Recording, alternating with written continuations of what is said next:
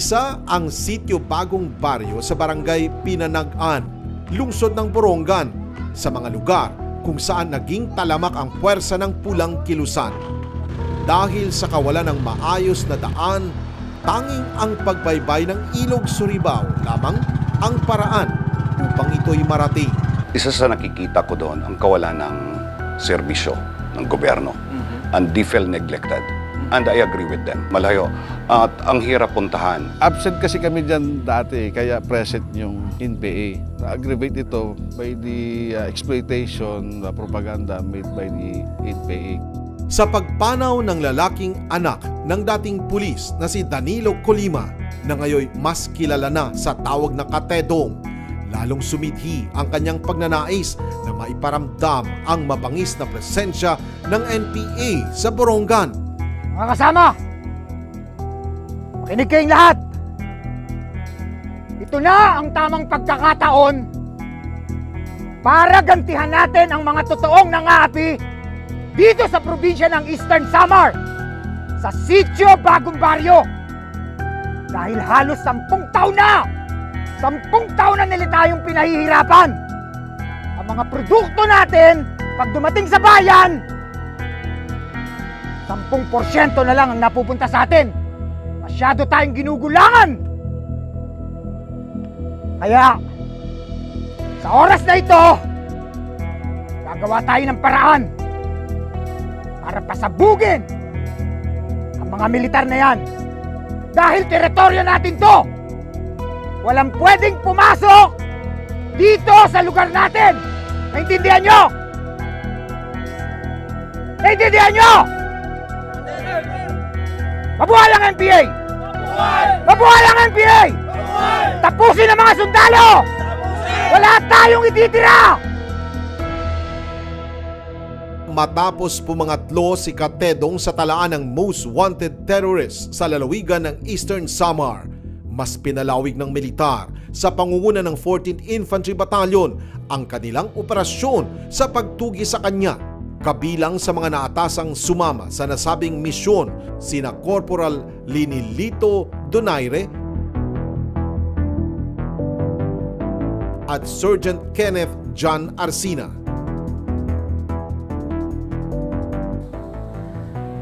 Buddy, hindi ko lubos maisip na ang tinutugis natin dating pulis. Kaya nga eh. Diba? Hindi mo maintindihan, pulis siya. Pero bakit siya bumaligtad? Ewan ko ba? Yun ang impormasyon eh. Isa pa, nagtatrabaho siya sa gobyerno. Okay, nagtatrabaho siya sa gobyerno. Okay, bakit siya nag-NPA? Nararamdaman ko, pulis siya. Pero, isa siyang espiya. Espiya? Oo. Espiya ng NPA? Hindi kilabutan ako, buddy. Kasi, notorious daw yun eh. Tsaka, isipin mo ha, napakagaling niyang pulis.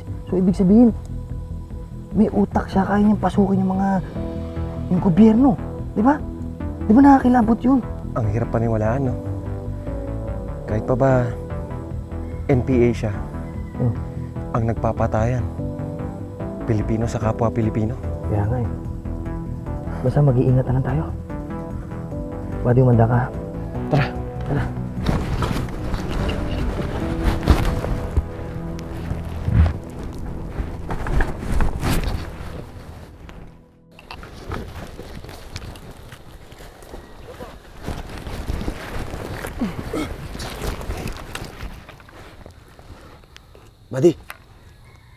Buddy, ito na ba yung ruta ni Danilo Colima?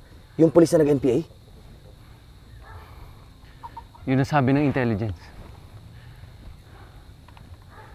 Buddy, balita ko matinik daw yun ha. Lalo na sa paggawa ng mga IED. Kaya nga dapat mag-ingat tayo. Sige. Dahil sigurado ko na marami siyang tao dyan. Mga sundalo! Mga sundalo! Mga sundalo! Sundalo! Sundalo! Sundalo! Wala yung fire!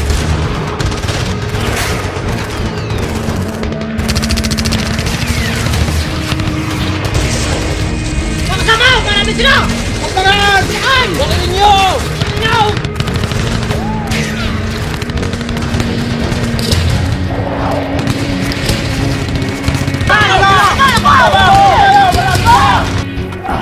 Move! Walang humpay man ang operasyon ng militar na nanatiling mailap si Ka Tedong mula sa kamay ng mga otoridad. Napakailap niya, sir. Isa sa mga gawain nila ay pag-iingatan yung sarili nila. Sa kanyang pagtakas, naiwan ang isa sa kanyang mga kasamahan na lubhang nasugatan sa ginawang opensiba. Kaya naman agad itong sinaklulohan ng mga sundalo upang bigyan ng pangunahing lunas. Mabubuhay ka, mabubuhay. Ha? Mabubuhay. Ay napagkuhan, mabubuhay ka. Kung iyon ka naman, di kami ito kada iyong pinapatay. Kung iyon ka naman, ha? Of course, we value lives. Even sa kabilang panig, pag mayroong opportunity to save lives, we really exert effort. Yun po yung nagiging training natin sa ngayon.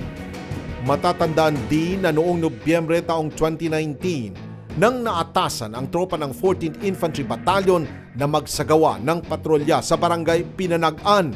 Ang kanilang pakay, ang Sitio Bagong Baryo. We have an ongoing operations in that time. Foot patrol kasi ito, so naglalakad yung sundalo. Napakahirap po talaga ng daanan doon sa Bagong Baryo, lalo na yung mga terrain, sir. Nagkakandak po tayo ng patrol sa mga area na alam natin kung saan naglalaro yung mga kalaban natin para malisen natin yung mga gagawin nilang tactical offensives. Buddy, mukhang malayo pa ipupuntahan natin Oo nga, buddy. Sabi ni Commander, di pa raw tayo nakakalahati. May problema ka ba? Parang balisa ka. Buddy, masaya ka pa ba sa pagiging sundalo mo? Oo naman. Ano pa klaseng tanong yan? Buddy, mukhang di hata ako tatagal Ano ka ba? Huwag magsalita ng ganyan. Sama-sama tayo, walang iwanan. Bagamat nakaramdam ng agam-agam ang kanyang matalik na kaibigan, pinili ni Sergeant Kenneth John Arcila na tatagan ang loob sa gitna ng posibleng peligrong nakaamba. Buddy. Oh. Ito na yung Ilog Suribao. Malapit na tayo sa Sitio Bagong Baryo, kaya maganda ka na. Oo nga, buddy. Sabi ng mga kasama natin, marami daw NPA dito. Hindi lang NPA marami. Pati yung mga sibilyan na pumoprotekta sa kanila. Pinaniniwala sila na walang naitutulong ang gobyerno. Mga buddy, sana pagkatapos ng misyon na to, magkaroon ng kaisipan ng bawat isa at pagbabago. Sino pa naman may gusto sa gera? Sana sa pangyayaring to, may papakita natin na ang tutulong sa kanila ay ang totoong gobyerno. Yan ang mga sundalo. Huwag nating hayaang makapasok sa Sitio Bagong Baryo. Teritoryo natin to. Sipaganda kayo. Nananatiling alerto ang depensa ng hukbo habang papalapit sa Sitio Bagong Baryo. Ngunit bago ang kanilang pagdaong, naganap ang hindi inaasahan. Tirahin!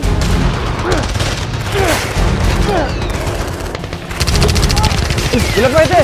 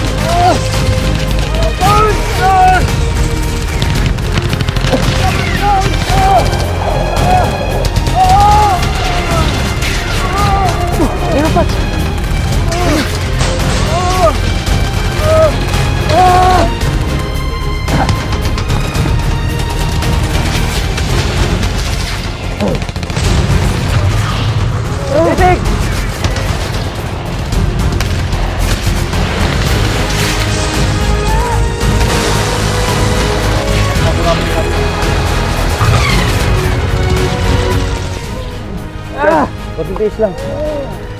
Buddy, maunguna ka na. Doon ka sa may bato. Sige. Tatawag na rin ako sa natin, backup natin ha. Buddy, sumama ka! Teka! Kaya mo yan! Medic! Tiis lang. Konting tiis lang. Kaya mo yan.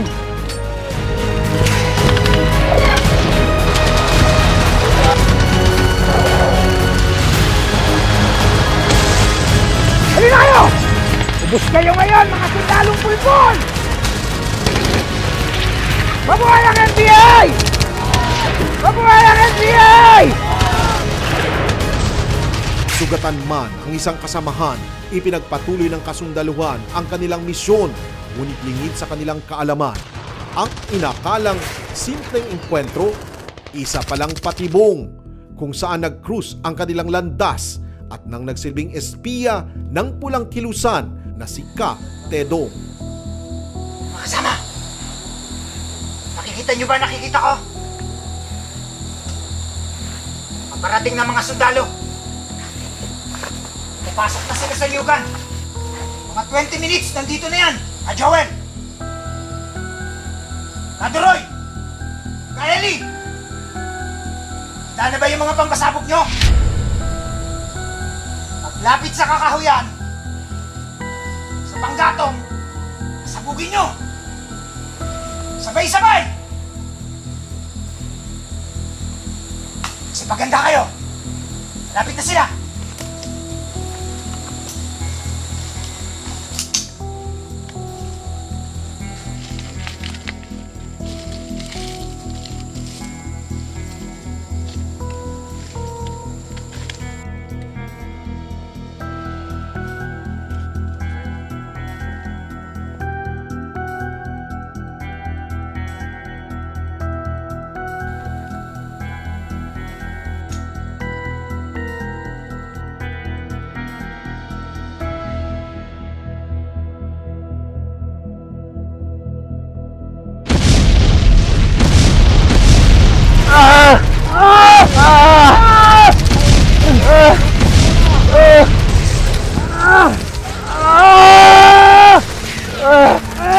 Buddy!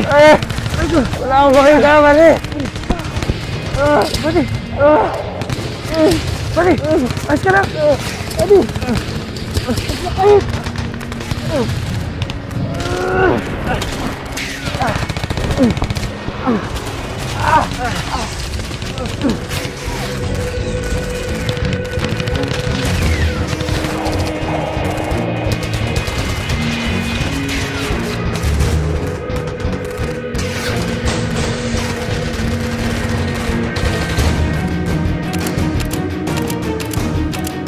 Patay ang 6 na miyembro ng militar habang 23 naman ang sugatan matapos masabugan ng 6 na anti-personnel mines.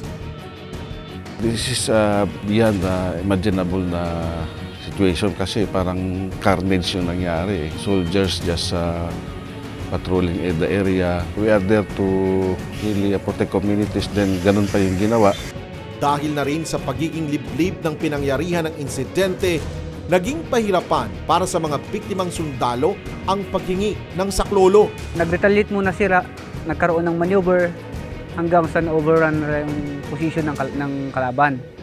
Di nung nakuha nila, doon pa lang yung time na maka-establish sila ng contact. Gusto ka na ng chopper. Matagal pa ba ang chopper? Takama ako! Wala pa ba yung chopper?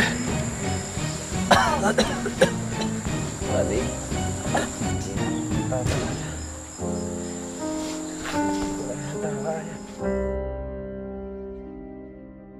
Huwag ka masalita ng ganyan.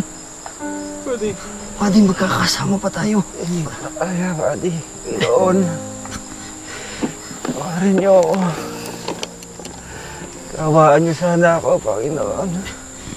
Buddy, lumabang ka. Lumabang ka. Kikitain pa natin yung pamilya natin, di ba? Kikitain pa natin! Kaya, buddy. Buddy! Buddy! Buddy! Buddy! Oh! Huwag mo ko iwan, buddy! Buddy! Buddy!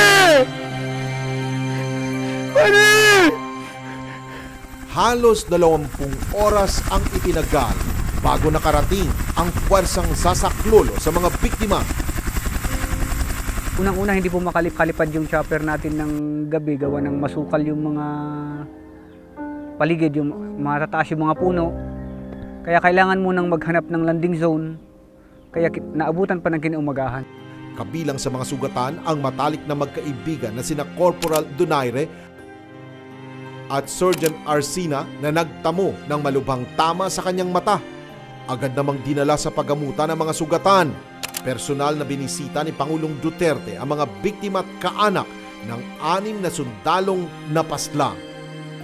Matapos ang naging insidente sa sitio Bagong Baryo, lalo pang pinaigting ng pamahalaan ang presensya ng Armed Forces of the Philippines sa lungsod ng Borongan. Katuwang ang lokal na pamahalaan at iba pang ahensya ng gobyerno, isinabuhay nito ang mandatong kalakip ng Executive Order No. 70 ng administrasyon. Nung magkaroon na ng detachment ang Philippine Army sa mga barangay na to, and they were happy. Kasi they have the peace of mind already. And they are the one also helping us paano magbalik loob yung mga nandun pa na mga kabarangay nila. Actually, ongoing na yung farm to market road going to the sitio. Andito na sa kalagitnaan ng buong Surigao River. Na-organize na natin yung mga farmers groups, women's groups. Ongoing na yung survey for their yung mga farms para later on maayos na itong mga lupa and could be converted into alienable and disposable land. Mula sa pusod ng kagubatan, hanggang kailan kaya masisilayan ng mga nagre-rebelde ang totoong liwanag ng isang umaga?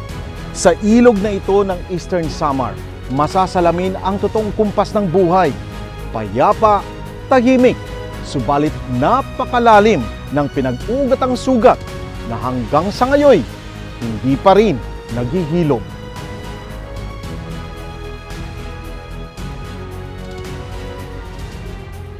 Kasabay ng pagtalikod ng mga mamamayan ng sitio Bagong Baryo sa makakaliwang kilusan, tila lalong nagingit-ngit ang leader ng Eastern Visayas Regional Committee na si Katedong sa pagtalikod sa kanila ng mga taga-sitio Bagong Baryo. Bunso nito, nagkasasya ng isa pang mapaminsalang pagkilos sa Borongan. Ngunit sa pagkakataong ito, ang kanilang punteriya, ang mga dati niyang mga kabaro. 13 ng Disyembre taong 2019, isang buwan matapos ang naging pag-atake sa sitio Bagong Baryo, nang pinangunahan ni Katedong ang isa na namang pag-atake, kaparehong araw ng Bike for a Cause na lalahukan ng PNP at iba pang mga ahensya. Pag mayroong malaking event, magkukuha kami ng mga supporting na troops, no, na magkukuha din, sisecure ng area kung saan yung route ng Bike for a Cause doon. Itinaon din ng kilusan ang kanilang pag-atake ilang buwan bago ang gaganaping malaking surfing event sa lungsod. They take advantage of that situation na mayroong international surfing competition. Alam nila na ang focus ng security doon sa competition site. Bago mag-alas 3 ng hapon, nakahanda na mga anti-personal mine na nakatakdang puruhan ang mga paparating. Kaeli, Kadroy, ihandaan nyo yung mga pampasabog. Mamaya, bubulagain natin ang buong Borongan City. Matitikman nila ang pagsik ng NPA. Dadanak ang dugo. Lapit na sila. Timingan nyo lang.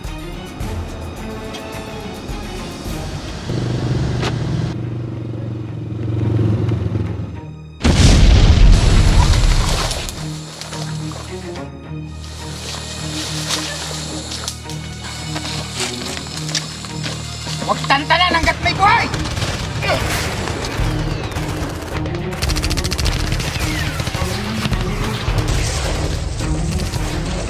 Ubusin lahat yan! Kabilang sa mga tinamaan ng naturang pampasabog ang isang police patrol car, isang tricycle na pawang mga sibilyan ang sakay, at isang van na nagsisilbing ambulansya at may dulang pasyente na isusugod sana sa ospital. Matapos ang pagsabog, agad na nilapitan ng grupo ni Katedong ang mga biktima at walang habas na pinagbabaril ng malapitan. Mahigit isang taon ang nakalipas nang maganap ang malagim na pangyayari dito mismo sa aking kinatatayuan. At hanggang sa ngayon, nandirito pa rin ang mga tarpaulins na ito. Tanda ng pag-alala nila sa naturang karahasan na ginawa ng New People's Army. 2 ang napaslang, kabilang ang isang pulis at isang sibilyan, habang 15 naman ang sugatan, kabilang na ang 3 bata at ilang miyembro ng PNP. Hindi namin inisip na sila din is gagawa talaga ng ganun na kantinting pangyayari, sir, na it cost life, sir. Masakit. Kasi maraming sibilyan na dadamay, which is na hindi naman dapat. Talagang napakasama niya, sir. Bawal naman talaga, sir, sa ating batas, international humanitarian law, na mali talaga, sir, ang pagbubomba. Higit pa ito, sir, ay nadadama yung mga civilian, sir. It was really shocking. It was terrifying at the same time because I never expect na gagawin nila yon in our territory. Barbaric na ginawa na pambubomba. Kawawa, kawawa. Never forget, never again. Ito ang pinagkaisang tinig ng mga taga Borongan matapos na pinasabog ng New People's Army ng 2 IEDs dito mismo sa lugar ng Barangay Libuton. 2 ang napatay, 15 ang nasugatan. Isang pangyayaring kailanmay nakapatik na sa kasaysayan ng kanilang bayan.